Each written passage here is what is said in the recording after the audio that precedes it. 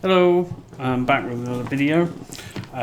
This time it's Chicane, my collection of Chicane records, which I got, I think, in 2023. These came out on reissue. So this is a curious case in the sense of these weren't for sale in the UK and they were not allowed to be sold in the UK. Basically what had happened was the first two albums, Far From the Maddening Crowds and Behind the Sun, ended up in a bit of a legal dispute later on because they are still owned by Extravaganza Records. And Extravaganza Records have never reissued it, nor do they want to, because I think they don't particularly like Chicane very much, put it that way. I don't know what went on there, and I don't really care, really. To a certain extent, I do care because if it affects me getting music or things like that, then you should care. So I thought I'd go through things really because it's such an odd case. So, as I say, in 1997 and 2000, these records were put out under Extravaganza in the UK and anywhere else they ended up, I think, at the time. However, at a certain point in the past, the rights to Chicane were under Armada Music in Europe, which they've stayed that way now. And so, as a result, Music on Vinyl with Armada Music was able to release these on vinyl reissues. But like I said, not available in the UK. So these are strictly imports in the sense of these were sold via Rough Trade, Juno, any places that generally imported records. But if you tried to buy it directly from the label, it would tell you no, you couldn't buy it. And they wouldn't ship directly to the UK. So means and ways effectively meant that it was a bit of a get-around clause, to which I managed to get all of them. This wasn't the first one they released, actually, but it is his first album. It's 1997, Far From the Maddening Crowds, and it's one of my favourites because it's got Offshore on it.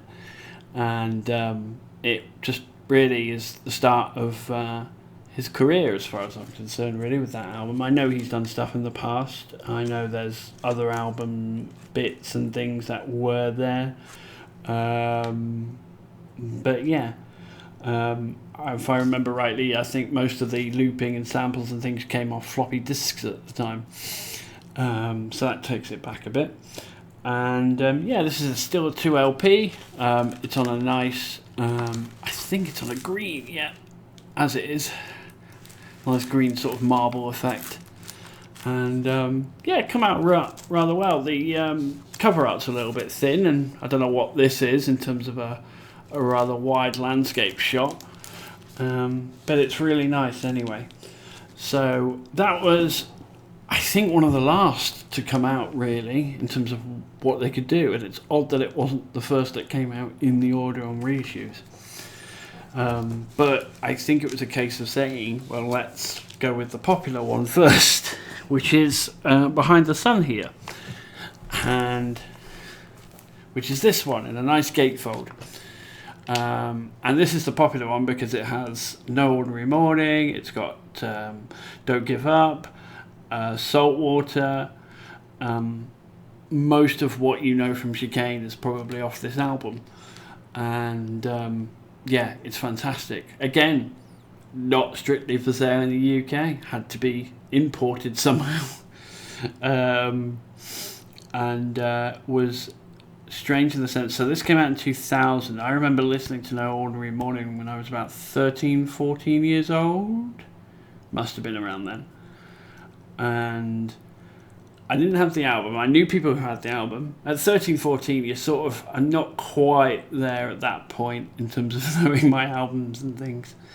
But I did have like the Chill Out Guide at some point, which had No Ordinary Morning on, which I think is how I discovered Chicane, really, for the most part. And obviously Don't Give Up was everywhere when it came out with Bryan Adams.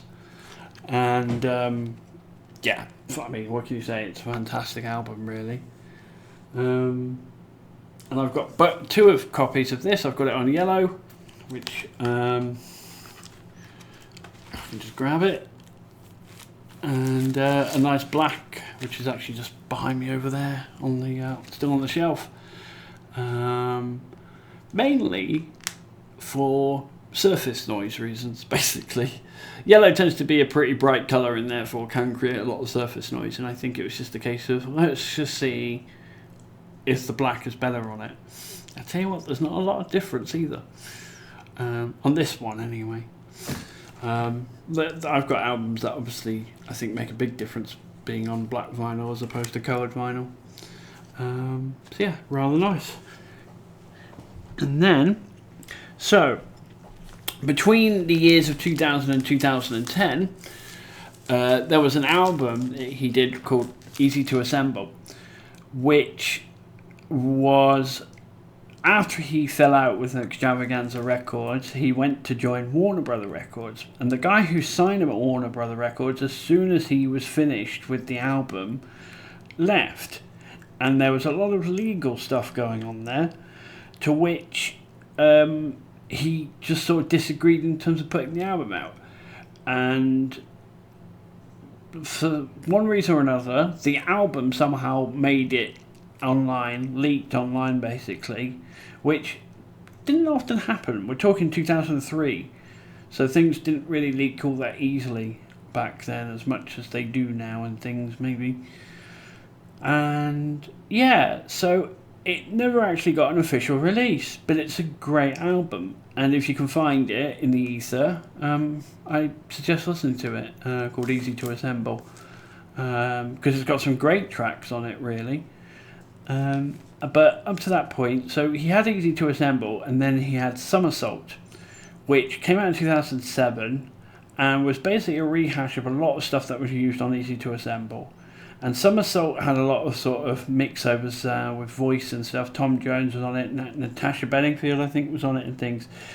But it just wasn't his best work in my opinion. But it's not part of this collection either. It just didn't exist. It's not been redone by them, so I'm assuming Amala Music don't own it. So there we are. But in 2010, after things cleared up a bit, he did another album. He went back into the studio and decided to do Giants. And I lived on the Isle of Wight when this came out, and I didn't know at the time that he lived on the Isle of Wight when he was making this. And it sounds like the Isle of Wight, so it reminds me of it really. And it has Poppy Holler, which is a sample of Sugar Ross's Hoppy Poller, which is puddle hopping. And it's got a couple of others that I think people would know about and things, but it's a really good album on it, which I really enjoy really. So that's kind of it really with that. And yeah, so the last few albums, in a sense of it being now 2012, was this one, which is basically, so this cover is a homage to Jean-Michel Jarre, and it's got Playing Fields, which is one of my favourite tracks on it, and it's more of the same sort of thing, and incidentally has a song on it called The Nothing Song, which is another homage in terms of the sample towards Sugar Ross, which is Untitled 4 on the Untitled album, but it's not called The Nothing Song, and if you translate it, it's, I can't remember, it's something like The Magnifying Machine, but I'm not sure what it was translated, but it's wrong anyway, and people still call it The Nothing Song for some reason. I just find that really odd, because it wasn't called that in the first place. I think they just look at it and go, oh, that just means that. I suppose. And yeah, another really good album. And what's odd about the fact that Giants and anything else that came out with this was the fact that these were freely available to be put on vinyl in the UK and sold in the UK. However, Armada Music do not have the rights to put this in the UK on vinyl. So they didn't, and it never has been. So all these are still imported and still not to be sold in the UK, strictly speaking.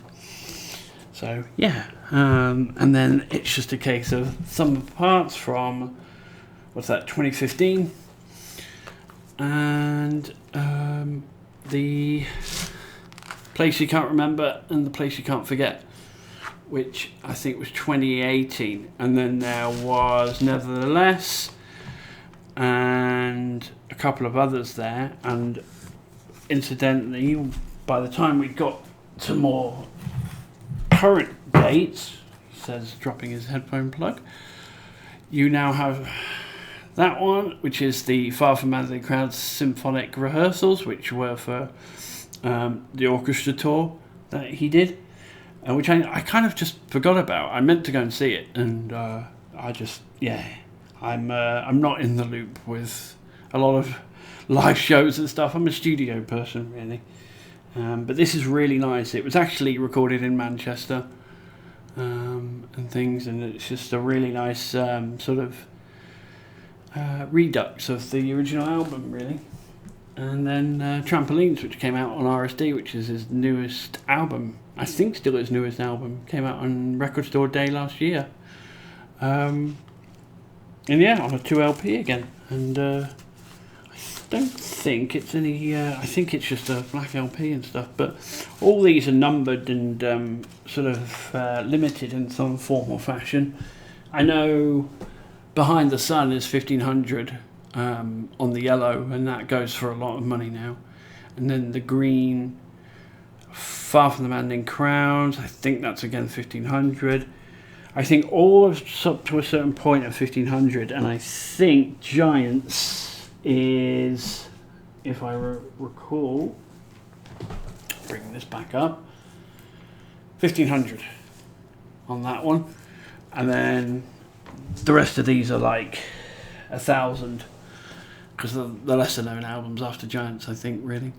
So yeah, it's an interesting sort of oddity when music doesn't really come out on the labels that it's meant to, in terms of the encouragement to put them on vinyl, maybe, and they can sell better under those labels, maybe in Europe. But if you don't have the rights, you can't put them in that country, strictly speaking. So a weird one, but anyway, thanks for watching, and I'll catch you on the next one.